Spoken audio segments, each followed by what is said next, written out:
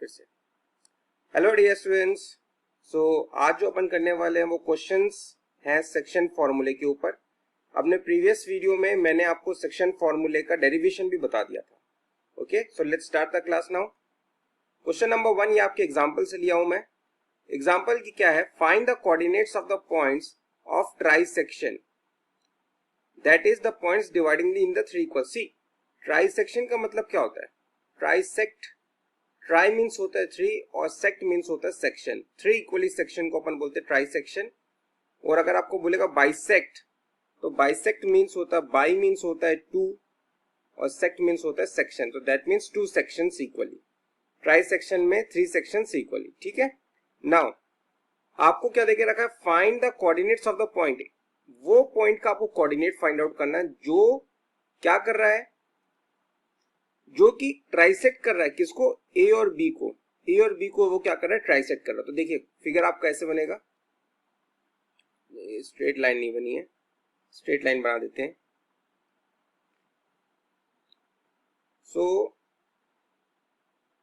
ये आपका एक लाइन सेगमेंट हो गया ए और बी। ए का जो कोऑर्डिनेट है दैट इज 2 - 2, बी का जो कोऑर्डिनेट है वो -7 4 है। और ये आपको क्या बोल रहा है, find the coordinates of the points. इसको थ्री इक्वल पार्ट्स में करोगे तो ये आपका थ्री पार्ट्स हो गया, 1 पार्ट, 2 पार्ट और 3 पार्ट। तो यहाँ पे दो पॉइंट डिवाइड कर रहे हैं ए बी को, तो इसको ये हो जाएगा सी, ये हो जाएगा आपका D. Let the coordinate of C is x y and let the coordinate of D is a और बी। ठीक है, नाउ व्हेनेवर, जब कभी आपके पास ट्राइसेक्ट बाइसेक्ट वाला क्वेश्चन आएगा, दैट मीन्स ये आपका क्वेश्चन हो जाएगा सेक्शन फॉर्मूला पे बेस्ड। सेक्शन फॉर्मूला करना कैसे है, देखिए first what you have to consider, you have to consider only one thing, that is either you have to consider for the A C और you have to consider for the D. अगर आप C point लेते हो, D को एक बार आप भूल जाइए। ठीक है, डी को अपन भूल जाते हैं। तो सी जो होगा वो आपके ए और बी को, सी देखिए ये आपका सी हो गया। सो ए से लेके सी तक की डिस्टेंस 1 है, ये भी 1 है, ये भी 1 है, बिकॉज थ्री इक्वली पार्ट्स है। तो 1 1 1 लेंगे।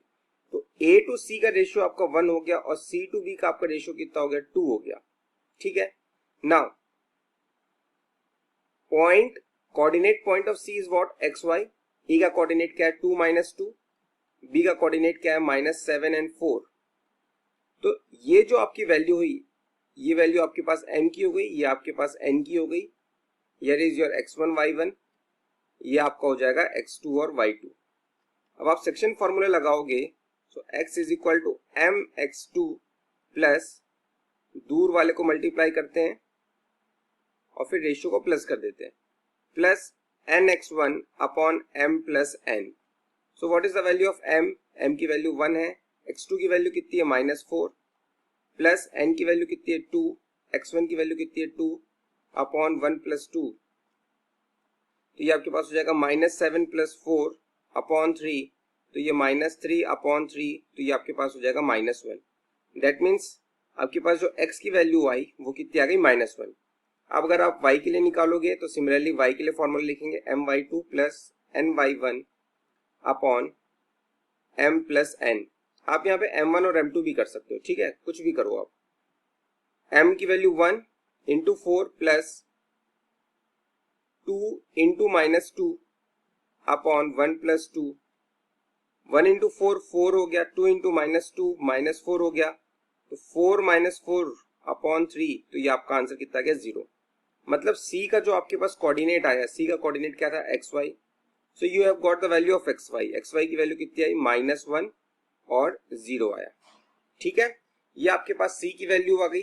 c की वैल्यू आने के बाद आपको करना क्या है, देखिए अब आपको क्या निकालना है, d के लिए निकालना है। ठीक है, तो d के लिए कैसे करेंगे, ये आपका ए बी हो गया, ए बी। देखिए यहां पे आपका d था, अब अपन को c भूल जाओ, आप c भूल जाओ। So when you will forget about the c, तो ये आपका d हो जाएगा। तो यहाँ पे आपका c था, तो ये भी 1 था, ये भी 1 था, ये भी 1 था। तो अब a से लेके d तक की डिस्टेंस आपको लेनी है 2 और ये डिस्टेंस हो गई 1। मतलब ये वैल्यू आपकी हो गई m, ये आपकी वैल्यू हो गई n। कोऑर्डिनेट ऑफ d अपन ने लिया था a और b। a का जो कोऑर्डिनेट था वो क्या था 2 - 2 -7 4, 2 - 2 7 -4। अब सेक्शन फॉर्मूला लगा देंगे तो a is equal to m x2 plus n x1 upon m plus n, और ये आपके पास हो जाएगा b is equal to m y2 plus n y1 upon m plus n। a और b क्यों लगाए? क्योंकि यहाँ पे जो अपन ने d का कोऑर्डिनेट लिया that we have taken as a और b। इसको आप सॉल्व कर लेना, आपका आंसर आ जाएगा। Okay, now moving to the next question. ये आपका एक्सरसाइज का क्वेश्चन आ जाता है, एक्सरसाइज 7.2। क्वेश्चन ये कह रहा है, फर्स्ट क्वेश्चन है find the coordinate of the point which divides. आपके पास दो लाइंस, एक लाइन सेगमेंट है ए बी, यही आपको गिवन है, -1 7 और 4 -3। सिर्फ स्टूडेंट्स जब कभी आपके पास क्वेश्चन है प्लीज एक रफ फिगर बना लीजिए, उससे बहुत ही इजी हो जाता है। और क्या बोलो, find the coordinates of the point. आपका कोऑर्डिनेट लेट सी हो गया, अब इसी का आपको कोऑर्डिनेट निकालना है, let the coordinate be x y. लेकिन यहाँ पे आपको रेशियो गिवन है, रेशियो कितने में कर रहा है 2:3 में कर रहा है। तो ये वैल्यू आपके पास हो गई m की, ये वैल्यू हो गई n की। सेक्शन फॉर्मूला लगा देंगे mx2 plus nx1 upon m plus n। m की वैल्यू कितनी है 2, x2 की वैल्यू, ये आपके पास x2 y2 हो गया, और ये आपके पास हो जाएगा x1 और y1। सो 2 into 4 plus 3 into -1 upon 2 plus 3। तो ये आपके पास 8 - 3 अपॉन 5, तो 8 - 3 भी 5 होता है, तो 5/5 that is equal to 1। Similarly आप y के लिए भी निकाल सकते हो, तो डायरेक्ट कर रहा हूं मैं m इंटू -3, तो ये आपके पास हो जाएगा -6 और 3 इंटू 7, तो प्लस आपके पास हो जाएगा 21 अपॉन 5, तो ये आपके पास हो जाएगा 15/5, तो ये आपके पास हो जाएगा 3। तो ये जो आपका x का जो कोऑर्डिनेट हुआ, वो x का कोऑर्डिनेट आपके पास xy था, तो इसकी जो वैल्यू आ गई वो कितनी आ गई 1,3। बहुत ही इजी है। Question number 2 that will be your homework, क्योंकि ये सेम आपका एग्जांपल टाइप ही है जो मैं अभी आपको बताया हूँ। तो आप लोग प्लीज क्वेश्चन नंबर 2 को कर लीजिएगा, क्योंकि यहाँ पे बोला find the coordinate of the points of trisection. वही 3 इक्वल पार्ट्स, एक बार अपन सी ट्राइसेक्शन में आप याद रखिए, एक बार आपको 1:2 लेना है, दूसरी बार आपको 2:1 ले लेना है, दैट्स इट। ठीक है, एक बार 1:2, 2:1, टोटल 1:2 3 हो गया, ये भी आपका 3 हो गया। ठीक है ना, समझ में आ गया? Okay, now next question. यहाँ पे आप फोर्थ क्वेश्चन ले लिया, थर्ड क्वेश्चन को स्किप कर दिया हूँ, उसको मैं बाद में कराऊंगा। यहाँ पे आपको देखो ये बोलो फाइंड द रेशियो, मतलब आपको रेशियो निकालना है। सो स्टूडेंट्स जब कभी आपको रेशियो पूछेगा कि आपको रेशियो फाइंड आउट करना है, so always consider the ratio as k:1। So आप लिखोगे let the ratio B k:1। अब ये आपका एक पॉइंट लाइन सेगमेंट हो गया ए बी, जरूरी नहीं आप ए भी लो, पी क्यू भी ले सकते हो। यहाँ पे आपको बोला ज्वाइनिंग द पॉइंट, सो ये आपके एंड पॉइंट्स हो गए 3 -3 10, और ये आपका हो जाएगा 6 - 8। अब ये लाइन सेगमेंट को एक पॉइंट डिवाइड कर रहा है, उसका भी कोऑर्डिनेट आपको गिवन है -1 6, लेकिन आपको रेशियो नहीं बोला है, तो ये आपका ये रेशियो 1 हो जाएगा। सो दैट मीन्स ये आपके पास m की वैल्यू, ये n की वैल्यू, ये x, ये y, ये x1 y1 x2 and y2। Please ये आप x1 y1 x2 y2 आप पेंसिल से लिख लेना रफ फिगर में। ठीक है, अब देखिए x का जो होगा, आपको यहाँ पे दोनों सॉल्व नहीं करने हैं, क्योंकि यहाँ पे अपन k:1 ले रहे हैं। k:1 अपन इसलिए ले रहे हैं क्योंकि अगर आप m:n लोगे तो आपके पास दो वेरिएबल हो जाएगा, mb और nb, तो आपके पास दो इक्वेशंस होने चाहिए। ठीक है, तो वो दो इक्वेशन नहीं करके अपन उसको सिंगल में कन्वर्ट कर रहे हैं, दैट इज k:1। अब पूरे में आप बताओ कहीं पे और कुछ वेरिएबल है? नहीं है, यहाँ पे आपके पास क्या बचा, सिर्फ k। तो या तो आप x के लिए सॉल्व कर लो और या आप y के लिए सॉल्व कर लो, एक बार में ही आपका आंसर आ जाएगा। सो देख लेते हैं, अगर मैं x के लिए सॉल्व करूं तो ये x is equal to, formula लिखना जरूरी है, mx2 plus nx1 upon m plus n। m की वैल्यू क्या है, k लिए हैं, k इंटू x2 6, तो 6k हो गया, 1 इंटू -3 तो -3 अपॉन k प्लस 1, और x की वैल्यू भी कितनी है -1। अब k प्लस 1 इससे मल्टीप्लाई हो जाएगा, तो ये हो जाएगा -k -1 is equal to 6k -3। Variable one side, number one side, ये इस साइड चले गया, माइनस के यहाँ पे आ जाएगा, तो ये आपके पास हो जाएगा 7k इज इक्वल टू -1 + 3, तो ये आपके पास हो जाएगा 7k इज इक्वल टू 2, तो k जो हो जाएगा वो 2/7 हो गया, यही आपका रेशियो हो गया, that is k/1 is equal to 2/7, ये आपका रेशियो आ गया।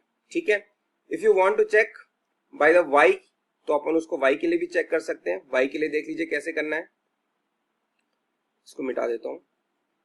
फॉर द y आपको करना पड़ेगा, सेम फॉर्मूला है, अब आपको मैं आंसर बता दूंगा कि आपका आंसर भी सेम आएगा। ठीक है, देखिए बस ये रेज नहीं हो रहा है, चलिए ठीक है दूसरे पेज में कर लेते हैं, कभी कभी इरेज नहीं होता है।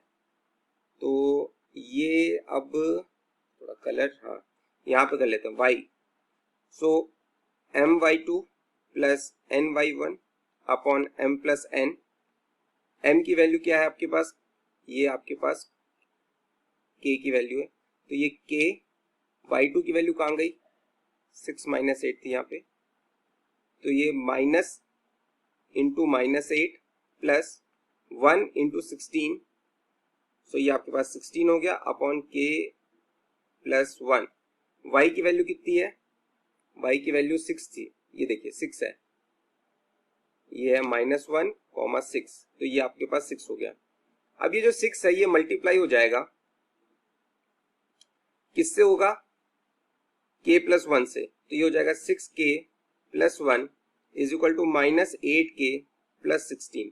Again number one side, variable one side, तो ये माइनस है, इसको मैं इस साइड ले जाऊंगा और 1 को उस साइड ट्रांसफर कर दूंगा, तो ये it will be 6 + 8 14k is equal to 6 - 1, ये आपके पास हो जाएगा, कहीं पे मिस्टेक है क्या, अच्छा ये 6 होगा, सॉरी 6 होगा, तो ये आपके पास हो जाएगा 22 नहीं 10 हो जाएगा, तो ये आपके पास हो जाएगा k इज इक्वल टू 10/14,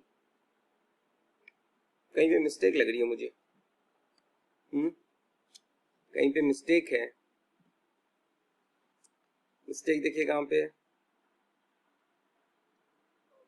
-3 10, अच्छा ये 16 नहीं है बेटा, ये सॉरी, ये 16 नहीं होगा, ये 10 है, ये देखिए यहाँ पे 10 है, मैंने 16 ले लिया है, ये 10 है, तो इसको आप 10 कर लीजिए, ये आपका 10 हो गया, ये 10 हो गया, तो ये आपको कितना हो जाएगा, 4 हो जाएगा, क्योंकि ये जो आपका k इससे मल्टीप्लाई होगा तो आपके पास कितना हो जाएगा, 6k प्लस 6, इसको पहले मैं इरेज ही कर देता हूँ पूरा, तब आराम से समझ में आ जाएगा।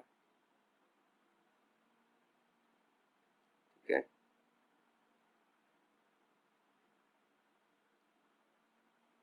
हाँ अब देखिए,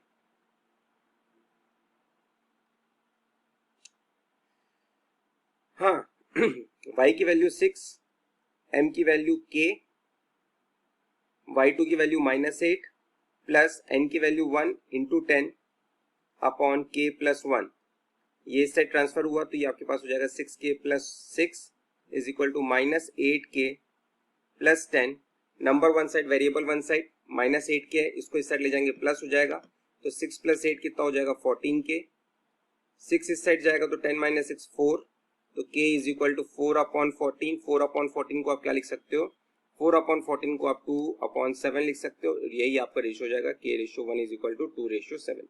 तो आप देखें कि दोनों केस में आपका आंसर सेम आया, पहले वाले केस में भी आपका 2/7 था और अभी भी आपका 2/7 ही है। तो स्टूडेंट्स ऐसे आपको करना है, और जितने भी बाकी क्वेश्चन है ट्राई टू डू योरसेल्फ, बाकी मैं नेक्स्ट ये जो बाकी जो आपका पेंडिंग क्वेश्चन है ये आपको मैं नेक्स्ट वीडियो में बता दूंगा।